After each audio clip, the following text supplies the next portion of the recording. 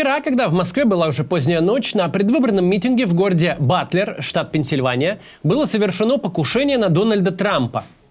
Стрелок, сидевший на крыше соседнего здания, произвел несколько выстрелов из винтовки семейства AR. В результате погиб один из зрителей, а Трамп получил ранение. Пуля скользнула по его уху, оставив царапину. Личность стрелка уже установлена. Это 20-летний Томас Мэтью Крукс из соседнего с Батлером города Бэтл-Парка.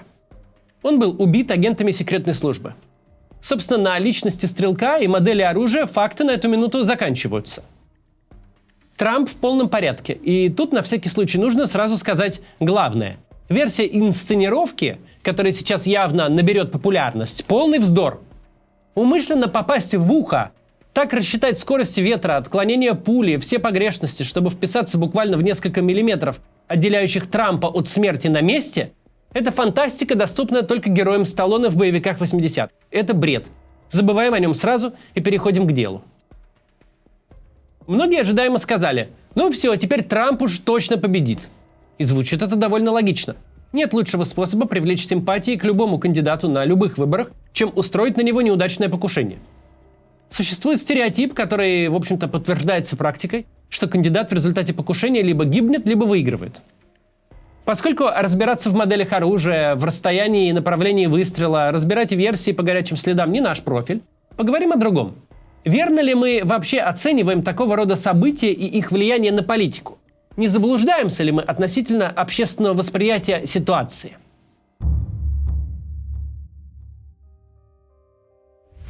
В мире, где мы с вами живем, давно уже не правят преимущественно традиционные медиа – радио, телевидение и газеты. Да, у нас в стране традиционные СМИ играют огромную роль, как и в других автократиях, где их функция – донесение генеральной линии до граждан. Но формирование картины мира теперь почти полностью во власти соцсетей. В чем разница между традиционными медиа и соцсетями? В способе потребления информации? Нет. Ведь не так уж важно, как получать информацию через экран телевизора или с экрана смартфона или компьютера. Разница в том, что социальные сети сделали невозможным существование единой картины мира. Ведь сегодня почти каждый стал сам себе СМИ. Раньше, когда доносить свою точку зрения до большой аудитории было сложно и дорого, когда набор мировых СМИ был весьма ограничен, все общество жило с одним и тем же набором фактов об окружающем мире. Либеральный телеканал подавал этот набор фактов с такими комментариями и аналитикой, консервативный – с сякими. Дружественная действующему правительству газета искала поводы похвалить новый закон, оппозиционная искала поводы поругать. Но обсуждали все они одно и то же. Семья, собравшаяся в гостиной вечером, слушала один и тот же выпуск новостей по единственному телевизору. Муж голосует за правых, жена за левых, но разные выводы они делают на основании одной и той же информации. В этом мире есть феномен сенсации. Убийство Джона Кеннеди, уотергейтский скандал, покушение на Рональда Рейгана, полет на Луну. Что-то такое, о чем знают примерно все, что меняет историю. Что-то такое, что делает эфиры телеканалов и первые полосы газет неотличимыми друг от друга. Мы с вами до сих пор воспринимаем мир таким, каким его сделали классические СМИ. Где можно сказать, в 1963 году в Америке убили президента Кеннеди, а молодежь сошла с ума по Битлз. Где интерпретация может быть у каждого своя, но события, явления, герои, злодеи одни и те же на всех. Потому что проходят через узкое бутылочное горлышко ведущих СМИ. Как все работало в мире телевидения? Ну, условно, был Андрей Бахметьев, который вел 3-минутную рубрику в утренней субботней передаче «Пока все дома». И его знала вся страна. Потому что если ты в телевизоре, ты суперзвезда, тебя знают все. А как часто и долго ты в телевизоре, 3 минуты раз в неделю или по часу в день, значение имеет не такое уж большое.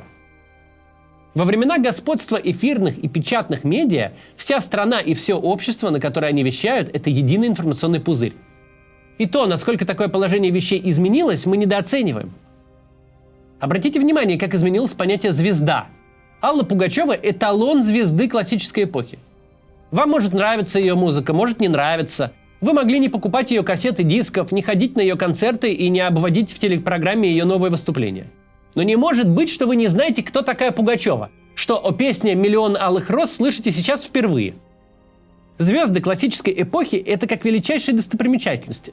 Ты можешь никогда не выезжать западнее Хабаровска, но не можешь не знать об Эйфелевой башне. Сейчас все иначе.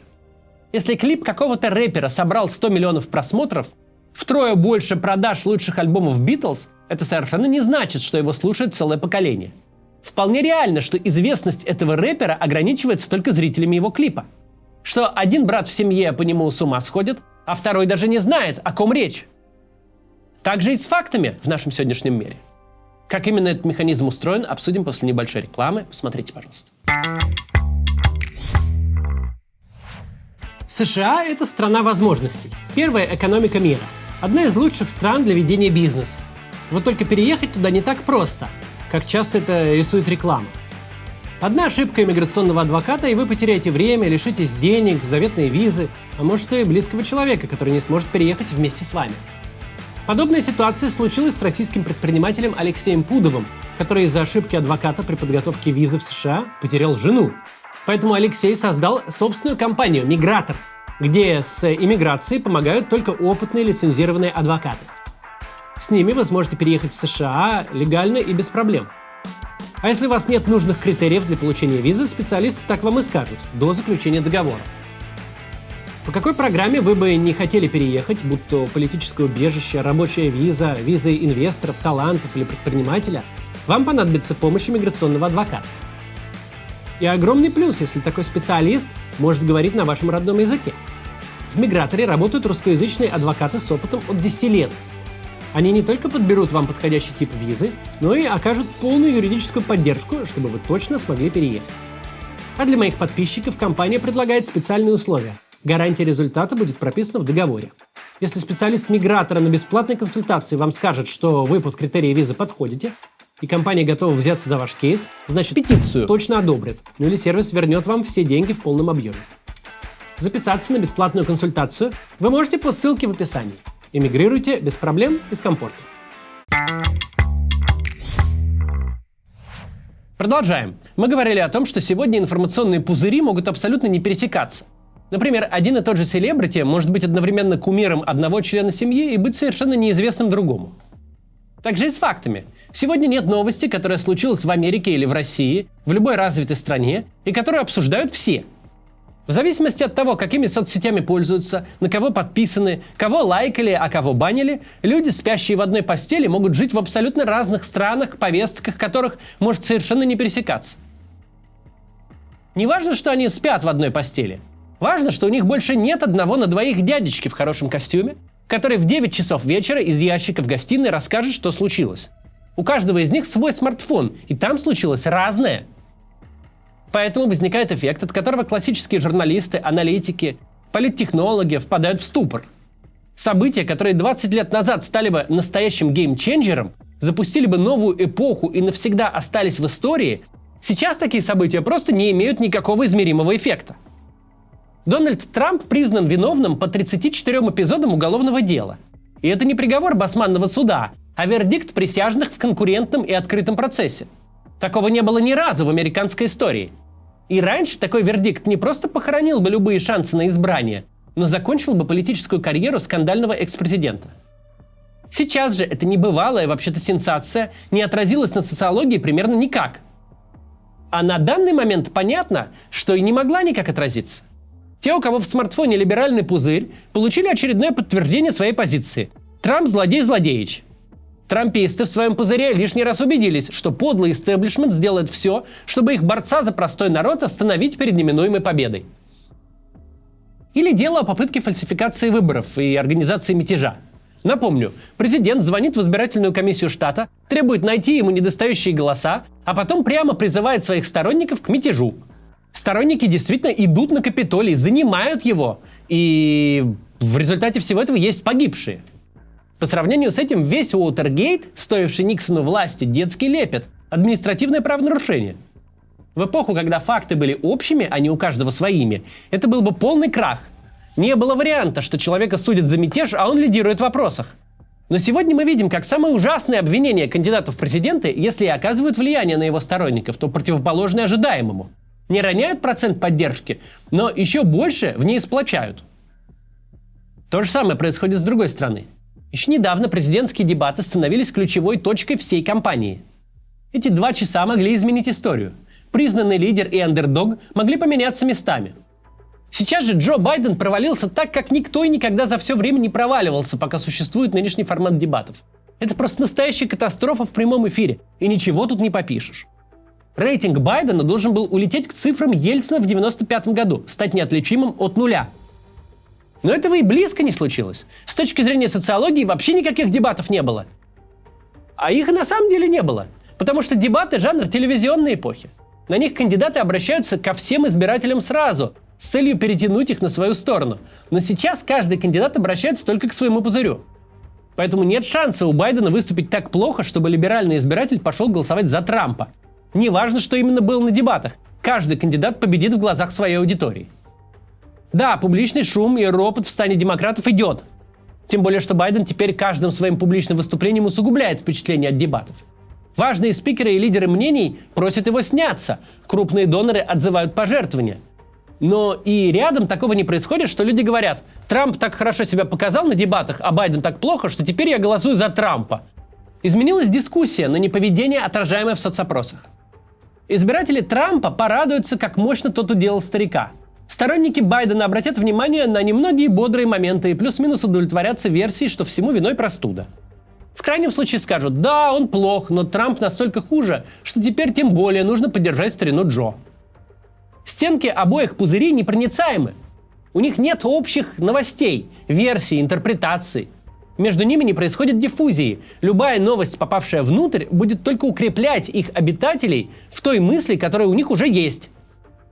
В итоге события, которые недавно вписали бы себя в историю, становятся ординарной новостью дня, в лучшем случае недели, и растворяются без следа. Вот происходит покушение на кандидата в президенты. Кандидат, к счастью, каким-то чудом выживает. Пуля проходит в сантиметрах от мозга, зацепляет лишь ухо.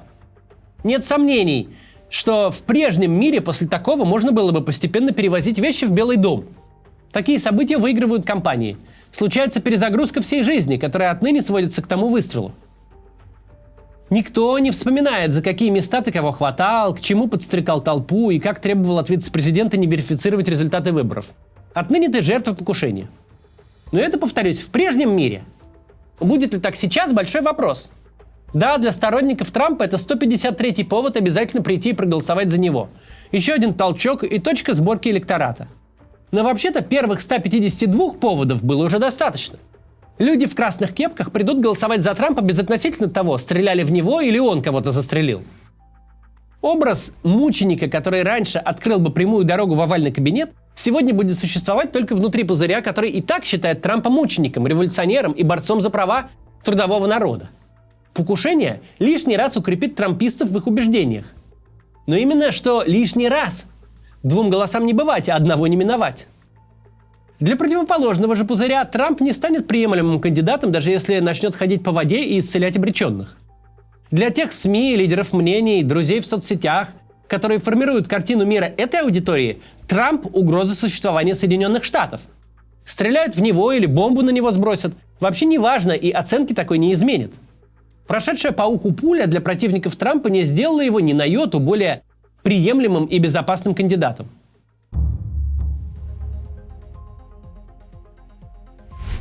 У кого-то может сохраняться заблуждение, что все до сих пор работает, как в классическом американском фильме 70-х. Отважный журналист, рискуя жизнью, добывает шокирующие факты, публикация которых меняет мир. Но сейчас все не так. Сейчас такое кино закончилось бы по-другому. Половина публики сказала бы: как клево, мы и так это знали. А вторая половина объявила бы все фейком и провокацией. Сейчас любой факт только укрепляет людей в том мнении, которое у них уже есть. Трампа поцарапала одна пуля, но из этого события следует 2 противоположных вывода. Либо подлый дипстейт, отчаявшись победить народного трибуна, решил с ним расправиться, развесистая конспирология не заставит себя ждать. Либо в случае победы Трампа станет вдвое хуже, чем было, ведь со страху за свою жизнь он от американской демократии камня на камне не оставит. Всю демпартию объявит бандой и пересажает. Либо вообще все это было инсценировкой, чтобы поднять Трампу популярность. Такая конспирология тоже появится, и многие ведь поверят и в нее. Наша редакция ни в коем случае не дает однозначных прогнозов. Будь мы даже настоящими американистами, тема слишком сложна для простых выводов. Это просто рассуждение. Есть вероятность, что мы недооцениваем фундаментальные перемены в мире, что событие, которое для прежней эпохи стало бы переломным, в эпохе нынешней без следа развеется за пару недель, ни на что не повлияет и не сдвинет ни одной цифры даже на третий знак после запятой. Наша мысль в том, что аналитика, построенная на прежнем опыте и прогнозы на ее основании, могут вообще-то не работать в новом мире. До завтра!